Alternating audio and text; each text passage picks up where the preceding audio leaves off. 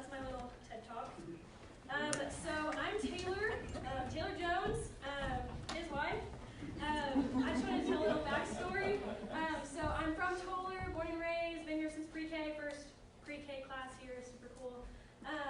And I now go to Tarleton State University. I'm a nursing student in nursing school, so I'm basically dying all the time, but it's okay. And that's a little bit behind me. We have a dog named Rosie, and I just love talking about her. You'll hear a little story about her in a while. I can't leave Rosie out. My name's Jake. I'm Taylor's husband. So I see a lot of familiar faces that some people may not know us, but we went to Toller. We graduated in 2017. So we started dating our freshman year of high school. We just got married in June. Your relationship with your grandma, any relationship. So if you're taking notes, if you want to write notes down, you can write notes on your phone, or if you're kind of like me, I just like to listen, so that's cool too.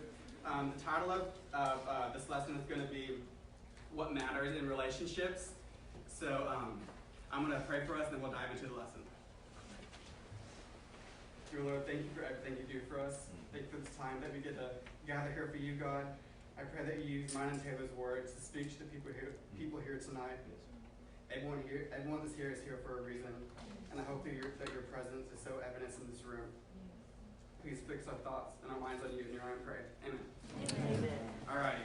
Okay, so I'm gonna go straight deep. So I struggle with this huge disorder. It's called hangriness, and I don't know. Does anyone else struggle with hangriness? Yes. Okay, I'm a big foodie, so like we take the five for food. So it's just really funny because I feel like God laughs at me on the daily. It's just hilarious. Our relationship is so funny. But the other day, we were at school last Wednesday because it was snowed in, and of course, me and Jake are nerds. We go to the library, right? And it was just funny because I was going to eat pizza at the library. Of course, the pizza place was closed. Everything's closed. And so I was just throwing a huge fit to Jake. My life sucks. My life's over. I just hate everything. And then I was just being such a baby. Well, it was literally the craziest thing because I was going to get pizza, right? It was closed. Then literally this guy walks up with a box of pizza. I kid you not. And he's like, hey, do y'all want this pizza? Like, we're having a pizza party next door, and we had an extra box of pizza. And he literally, like, we're in the middle of the library, and there were surprisingly a lot of people there. But he went down every single row, asked everyone, they're like, no, man, they're crazy. And he gives it to us, and I was like, started just laughing in the middle of the library. I was in the quiet zone, so that probably wasn't cool for other people. But I was just like, what the heck, God? Like, you're literally showing me just chill. Like, I'm going to provide for you. Like, it's going to be okay. And I just thought that was kind of like a funny story to kind of get us started. But God always provides. I love it. Okay. So, what matters in relationships? Relationships, it was never just supposed to be a boyfriend or a girlfriend, or a husband or a wife, or friends. It wasn't just supposed to be that. God should always be in the center of your relationships. If your relationship, you want your relationships to be based around love, and God is love. So, I mean, it's really simple. And your relationship with God is going to determine how all of your other relationships go. So if you and your friend, or you and your boyfriend or girlfriend, if y'all are God-driven and close to God, your relationship's going to thrive, and He's going to use your relationship to glorify Him. And if you're not, and if your relationship isn't where it needs to be, and if it's not God-centered, then it's never too late to change it. And sometimes I think it's easy to make your relationship, you try so hard to make it look perfect. You might have some bomb Instagram picture, you get all these likes on it, all these comments, man, y'all are goals. What's this new thing? TikTok, is that it? Man, y'all could. Your TikToks, man, y'all look like relationship goals. But at the end of the day, that's not what matters. I'm not saying don't post pictures with your boyfriend or girlfriend. That's wrong. No, we of course post pictures, but the meaning behind your relationship should be God, and you want your real life relationship to be based around God. And so I know that I need God to be the husband that Taylor needs in her life. And without God, I'm unforgiving. I'm super easily angered, easally tempered. especially in the morning. Yeah, I'm not a morning person. She's figured that out. And with God, I know that I need to value and respect Taylor because I know that she's a gift from God, and I don't know that without God's love. So I want to get a little personal. Since we got married like 8 months ago, our first month of marriage, I don't want to say we weren't close to God, but we weren't really going to church our first month. We weren't really praying how we should. We were super busy. We used it as an excuse, like school starting up, we're getting prepared for school. We're leaders at Duck Camp. It's just a camp for Tarleton. We thinking about getting a dog. We were working a bunch, and our relationship, you could tell when we first got married that it wasn't where it needed to be. And then so we realized that, and we fixed it, and we got close with God. Started going to church, started making it a priority to pray with each other. So I just want to encourage you, if you see your relationship struggling, it's not too late to change. And communication is key. I mean, talk to one another. Like, hey, I think you need to go to church. We need to start praying with each other. Hold each other accountable. Yeah. And so I want to share a verse with y'all. It's Matthew 22:37. Okay. It says, love the Lord your God with all of your heart, all of your soul, all of your mind, and all of your mind. This is the first and greatest commandment. So it's saying that if you put God first, everything else is going to fall into place. I'm going to read the beginning again. Love the Lord your God with all of your heart. It's not saying love popularity with all of your heart, or love your classes with all of your heart, or love sports with all of your heart, or your future goals with all of your heart. It's saying love the Lord your God with all of your heart, and he's going to make everything else fall into place. And you'll be blessed if you trust in him. No matter what your background is, if you trust in him, he's going to bless you. So of course, we got to bring our dog up again. So we just got her in September from an animal shelter, and she's 2 years old. And when we first got her, she was so scared. She didn't trust us. She would chew walls. She would chew on the walls. This is our house. We're renting this house. Yeah. And we're not technically supposed to have her inside unless she's in a cage. We're like, stop. Don't do that. So she would cry all the time. She literally wouldn't eat when we first got her. So we took her to the vet. We're like, what's wrong with our dog? Yeah. And the vet told us that it's normal for this kind of stuff to happen. You just need to love on her and make her love you, and she'll start trusting you. And we've seen that now. Man, Rosie loves us more than anything. We get home, she gets so excited. I'm thinking about making her a little Instagram. I don't know. But I think that's just a good example of trust. Rosie looks at us like we're God. Like, she trusts us so much. So I just think it's super important to build that trust. So, yeah, love on people. I want to share another verse. This is Taylor's favorite verse. My mom showed us this verse whenever we first started dating. This is a verse that we try to base our relationship around, and it's not easy all the time. Love is patient. Love is kind. It does not envy. It does not boast.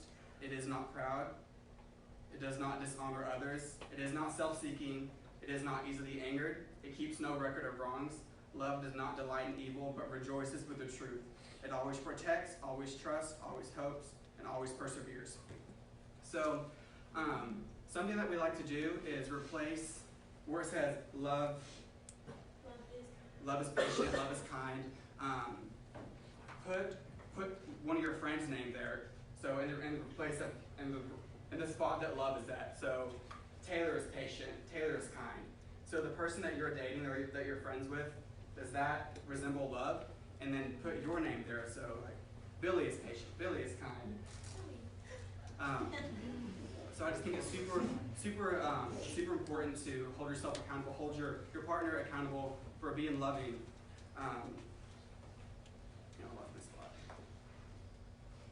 Because God is love, and the person that you're dating should be a reflection of love. And then finding the right person, it requires you putting effort to be the right person. So if you know you're not living right, you're probably not going to be in a good relationship. That God's not going to bless you with a relationship that you could potentially have because you're not living the way He wants you to. So. Yeah, I think that was something that really defined our relationship, was like fitting our names in there. And then I think also that relates to you if you're single. Like, if you can fit your name in there to prepare for the person you want to be with, you can't expect a good boyfriend if you're not going to be a good girlfriend. You can't expect a good husband if you're not going to be a good wife. Like, And the same vice versa. You want a good boyfriend will fit all those things in there, and that'll give you them. Like, it's good to hold each other accountable, and I think that's super important. So I'm really glad we've always done that, and I think it's good for anyone, single, dating, married, whatever. Probably not married y'all yet, but anyways. Also, I have a story to tell about something that Jake checked off the box. So we went on a ski trip a couple years back, and it was my first trip with his family, and I was super excited, and I figured out I hated skiing. Anyways, Jake, I'm very competitive. I thought I was athletic until I went skiing, and I fell on my face, my butt, everything. It was not fun. And then we were going up a ski lift, and I was just complaining to Jake. Oh, I keep talking about complaining. Anyways, I was complaining to Jake, and I was just like, oh my gosh, I'm so bad at skiing. Like, everything's awful. And I dropped my ski pole on the ski lift, and it just goes straight down. And I'm like, what could be worse? Like, I literally was so upset. And then somehow I got mad at Jake, and I was just like, my fault, she dropped it. Jeez, we're blaming on that. But, and so I got mad at Jake, of course, and so then I went back with his brother Trevor, because we both were bad at skiing. We were just talking, complaining about everything.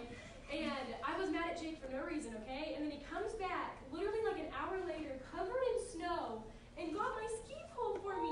And I was just like, I'm gonna marry this dude. Like, it was literally the coolest thing. I was just like, he showed me so much grace in that moment, and I think that's so important because, like, God shows us grace every single day, and we just overlook it, I think, and we forget that he shows us grace, so we should show others grace. You know what I mean? And I think that's so important to not overlook stuff like that and to not be so easily angered with other people. You need to show them grace because you can't expect grace from someone else if you're not going to go ahead and give that to them also. And then also, I wanted to talk about what shapes are your relationships. And I mean that because they should be triangles. And what I mean by triangles, I'm sure some of y'all have heard this, but it really speaks to me, and I always try to live by that with my friendships, my relationships with grandma, whatever it is.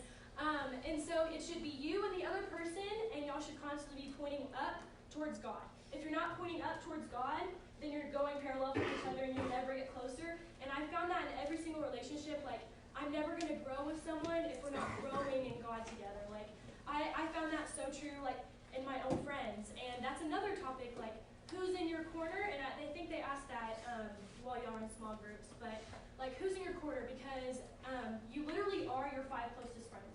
Like, regardless if you think, oh, I'm different than them, they will tempt you into whatever kind of person you want to be. If your friends are negative, you're going to be a negative person regardless if you try to be positive or not. Like, you're going to turn into them. If your friends are not encouraging, you're going to feel disheartened. If your friends put you down all the time, you're going to feel insecure.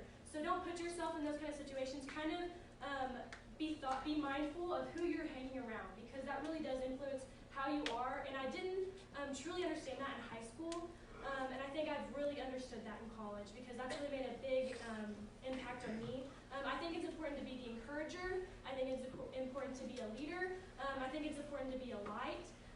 And then what I mean by light is to be like a light in Christ. I think if you really live out your life, just like how Jake had shown me grace when he got my ski pole, like that really was God's light shining on me. And I think that him living that out, he didn't even have to say anything about God, but him living that action out to me really showed me God's love. And so I think just speaking it is not the same as living it, because Christianity is a feeling, it's not a saying. And so you really do need to feel God's love and show it to other people. You can't just say it and not live it, because people aren't going to want to follow someone that's not leading in the right direction. Also, like I said earlier, I didn't realize this in high school about the whole going to triangle thing. We were grateful for that.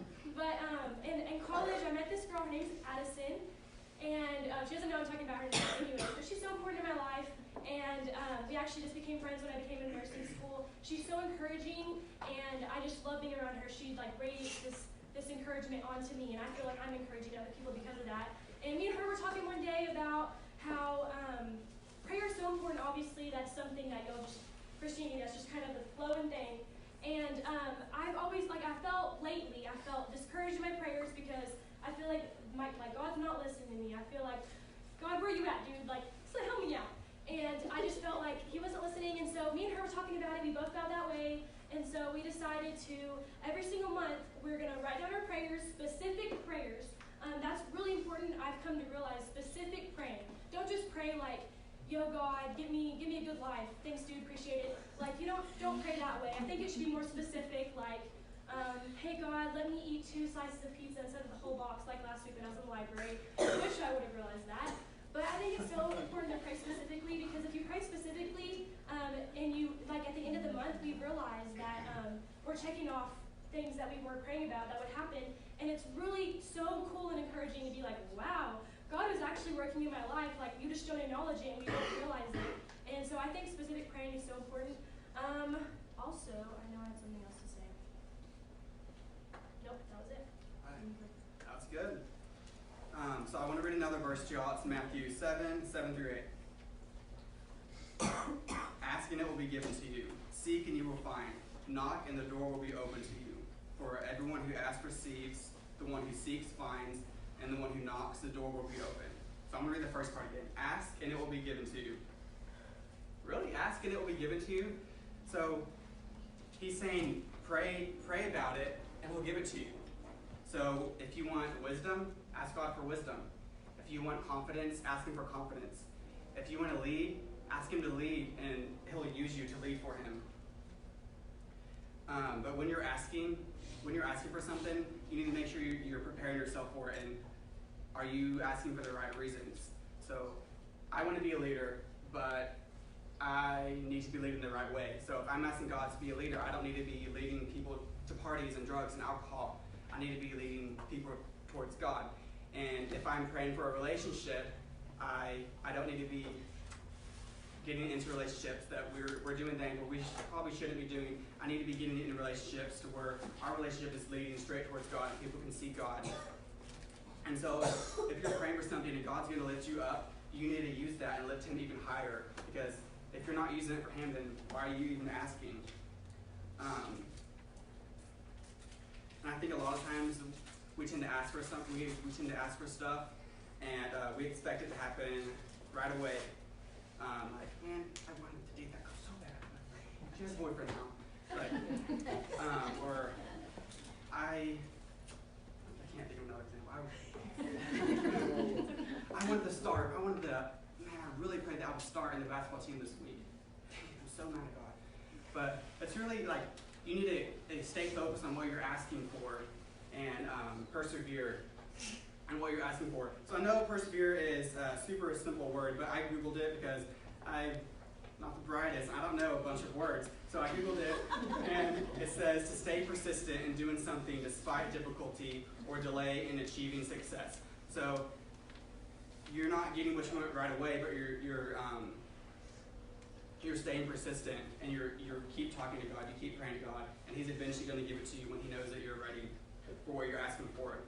And don't let the things that happen in your past define what your present's going to be and what your future's going to be. Because, I mean, none of us have a perfect past. Not one of us has a perfect past besides God.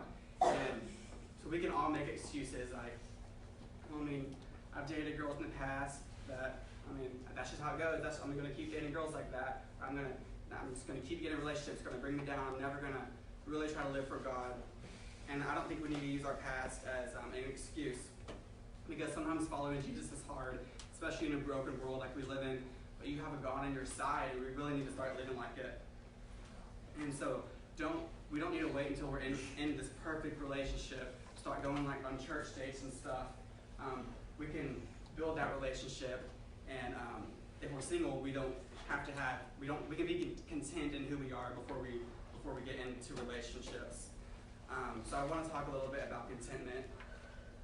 And Philippians 4, Paul talks about contentment. He's experienced having everything, and he's also experienced having nearly nothing. And he gets his contentment from God,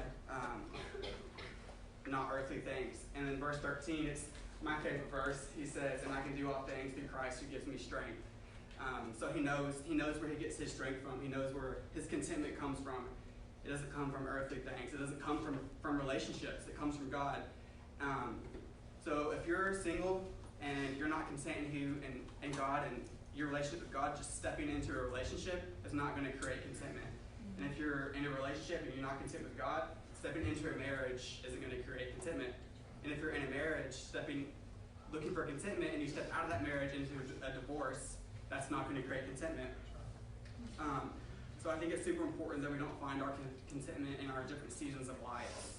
I'm like, when this happens, I'll be content, or when this happens for me, then I'll be happy. Because if you're looking for contentment in this world, you're always going to be uncontent. Because you were made to be filled by the one who made you. And I want to touch a little bit more on how he said, like, Christianity is not always easy. It's never easy. Like, we are humans. Like, I know that now yells louder, but later lasts longer. Worldly contentment is not heavenly contentment, and we have to come to terms with that. Like, we were made to mess up. We were made to sin. Human sin is inevitable. Like, you're going to have to get used to that. Like, going after God is stepping out of your comfort zone. Like, right now, we are stepping out of our comfort zone. But it's just something that will fill you, and I can never tell you a time that I have gone after God and I'm like been disappointed. But I can tell you every single time I go after worldly things, I'm disappointed because you're not fulfilled that way, and we were made to be fulfilled that way, but you never feel fulfilled that way. And so just understand that like you have to point to God to point to happiness. Like that's just as simple as it gets. And then also, okay, I had to talk about Sadie Robertson. If you know me, you know I'm obsessed with her. I love her so much. Do we have any Sadie Robertson fans? Okay, so Sadie Robertson right after this. Oh my gosh, crazy people. Anyways, but I follow her on Instagram. But her husband, Finn, she just got married. His name's Contentment, and I was looking at his bio. But it said, if it breaks God's heart, why do you think it will fill yours? And I was like, oh my gosh, like that was insane to me. Like that really hit my heart. I was like, that is so crazy. Like if we have that mindset in everything we do, like we'll know how to be happy. If we have that mindset in everything we do, we'll know how to be fulfilled. Like I just thought that was super important. And I always I look up to Sadie Robertson a lot, and I think it's so important, so important to have a mentor that you look up to. If you're looking up to, I don't know, just some other celebrity that is trying to live by a world with Kardashians, let's just go there. If you're looking up to Kardashians, they live a lot by the world and not by God. And so if you look up to someone that's living by the world, you're going to live by the world, and they're not pointing you in the right direction. So I think, just real quick to touch on that, like you need to have someone that's going to mentor you in the right ways and point you towards God.